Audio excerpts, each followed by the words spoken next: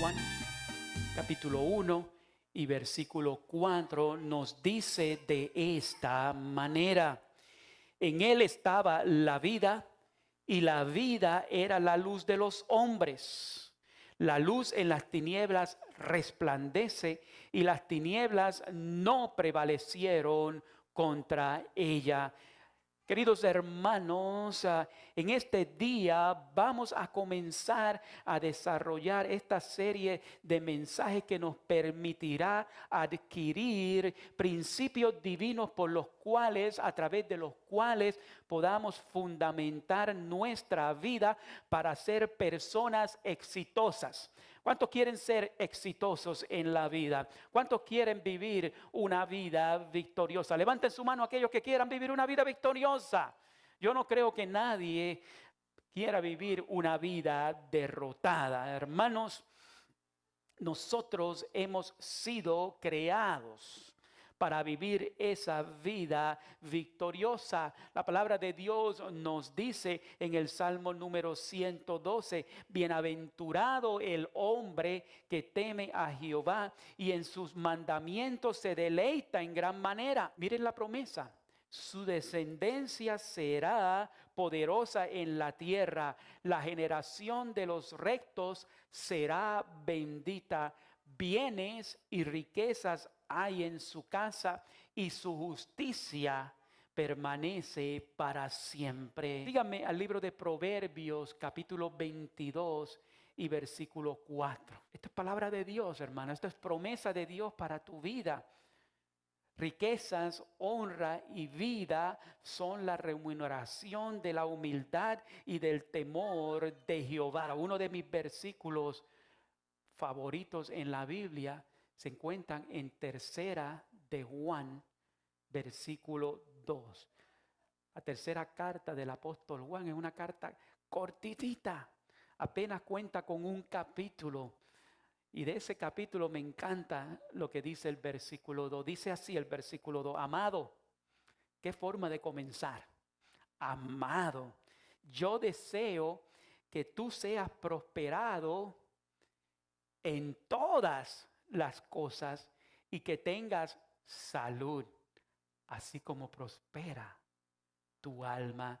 Hermanos, la voluntad de Dios, claramente hemos visto en su palabra, es que alcancemos sus promesas, pues de esta forma mostraremos al mundo su gloria. Hermanos, el no alcanzar los objetivos que Dios tiene en su palabra para nuestra vida hace parecer a Dios mentiroso. Incluso el no alcanzar los objetivos que Dios tiene para nosotros hace que nos opongamos a la verdad, y el oponerse a la verdad hace que la ira de Dios esté sobre nosotros. Muy pronto diré los nombres de quienes serán las personas que van a continuar liderando esta iglesia y trabajarán con nosotros desde este próximo mes. Hace un mes atrás comencé una serie de servicios acerca de la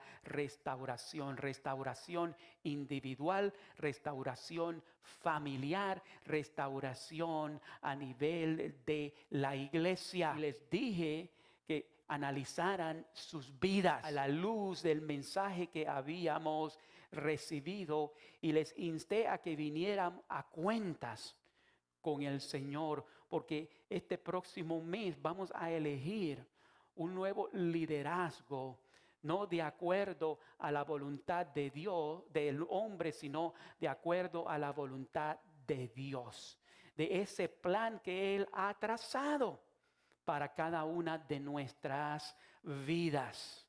Algunos han respondido a ese llamado y se han acercado a mí, me han dicho: pastor, Dios me ha dicho que yo tengo que mejorar en esta área. Dios me ha dicho que yo tengo que abandonar esto y adquirir aquello otro. Hay otras personas que simplemente han permanecido en silencio, y el silencio no agrada a Dios. Deben decirle que aquellos que no contesten al llamado no pueden ser parte del ejército de Dios, ese ejército de Dios que responde afirmativamente al llamado de Dios. Hermanos, es necesario que nosotros tomemos la decisión de servirle a Él con devoción, con entereza, entregándole al Señor todo. Dentro de la iglesia hay personas con mucho potencial y es una lástima que todas no puedan ser los líderes de los diferentes ministerios que el Señor ya tiene preparado.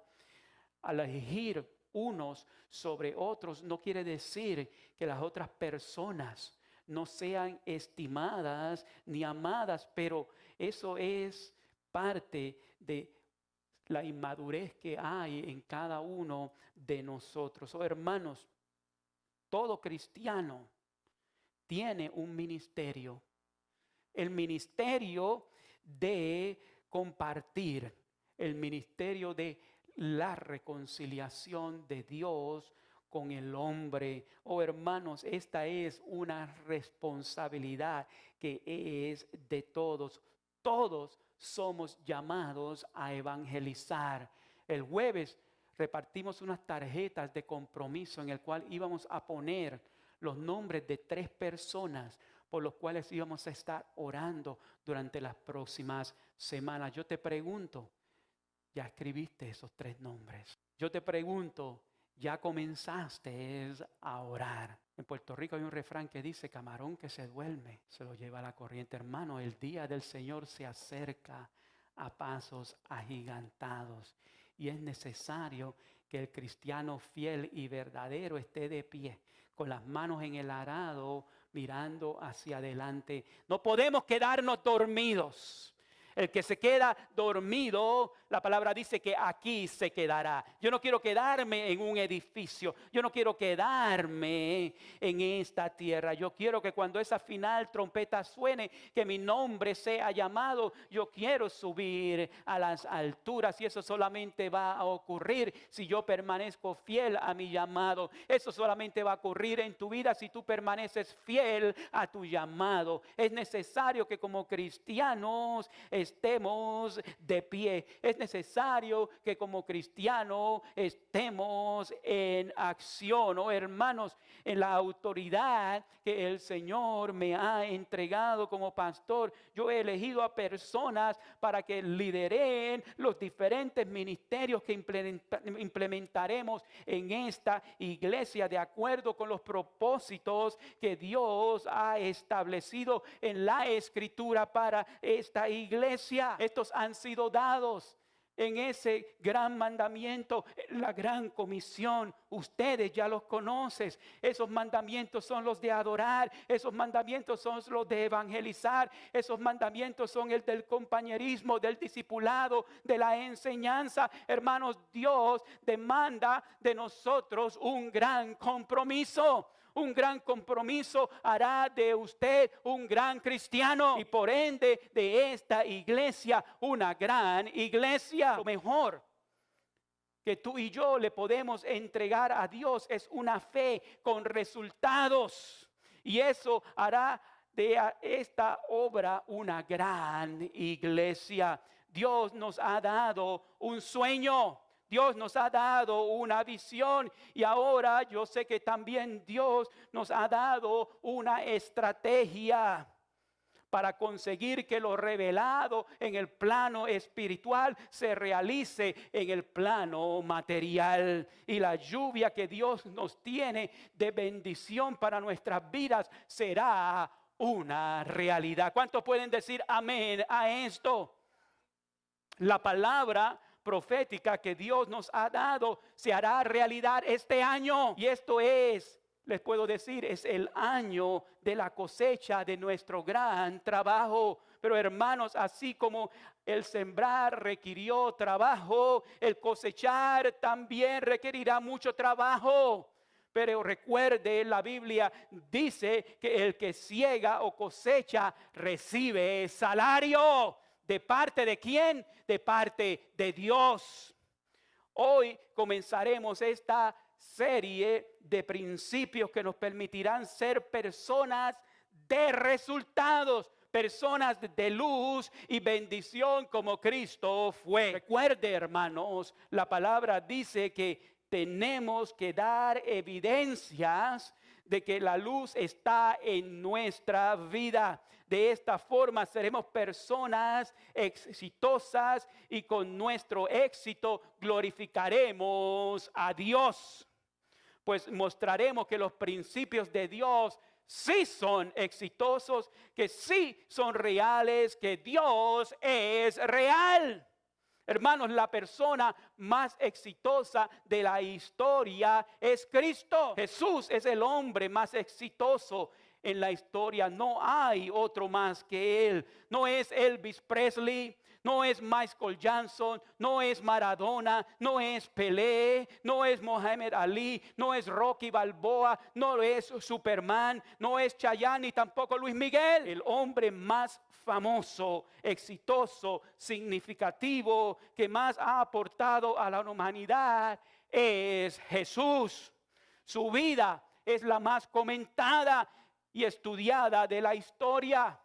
La revelancia de Jesús se puede ver en el hecho de que aún la historia se divide entre antes de Él y después de Él. El libro más vendido es la Biblia, que nos muestra la vida de Jesús. El propósito de la Biblia es mostrarnos a Jesús, a ese hombre que es el más exitoso de la historia, que cumplió el plan dado por su Padre para morir en la cruz, a pesar de que el diablo hizo todo lo posible para impedirlo. Incluso utilizó aún a sus hermanos, discípulos, familiares, contemporáneos, aún hasta su propia nación, para que no se realizara la voluntad de su Padre. Cristo en su muerte ejecutó el más grande éxito al realizar la voluntad de su Padre. Se calcula que ha salvado a más de 500,000 millones de personas de la muerte eterna, de que ha bendecido a todos aquellos que ha salvado con éxito, sanidades, milagros, resurrecciones, bendiciones increíbles, prosperidad. Jesucristo ha inspirado a los hombres más talentosos de la historia a imitarlo. El rey David lo imitó. Salomón buscó más que todas las cosas sus principios para aplicarlos, para que Cristo viviera en él. Dijo Pablo, yo lo quiero imitar, para que ya no viva yo, mas viva Cristo en mí. Pablo dijo, yo soy un imitador de Cristo y por eso imíteme en ustedes a mí. Oh hermanos, hombres como Pedro, Juan, Mateo, Marcos, Lucas le imitaron. Hombres contemporáneos como Martin Luther King, Lutero, Calvino, Spurgeon, Wesley, Thomas Edison, Alexander Fleming, Churchill, Abraham Lincoln le imitaron y aplicaron los principios de Jesús en su vida, sus principios, su luz, que es la vida para los hombres que los han aplicado. Oh, hermanos, los principios de Jesús son un éxito seguro para la vida de los hombres. Jesucristo lo dijo, yo soy el camino, yo soy la verdad, yo soy la vida. Él dijo que ha venido a traer vida abundante, que ha venido a traer a los hombres ríos de agua viva, que ha venido a traer la verdad y esta verdad los iba a hacer libres. En otras palabras, podemos decir que Jesucristo dijo, en mi vida están los principios y las llaves para alcanzar el éxito, la eficacia, la eficiencia, el desarrollo, la prosperidad, la vida abundante. Y cuando decimos abundante, hermanos, nos estamos refiriendo a una vida con éxito, a una vida feliz, a una vida dichosa, a una vida próspera, a una vida solventada por Dios, a una vida segura, pues de Dios viene tiene una vida feliz por la eternidad.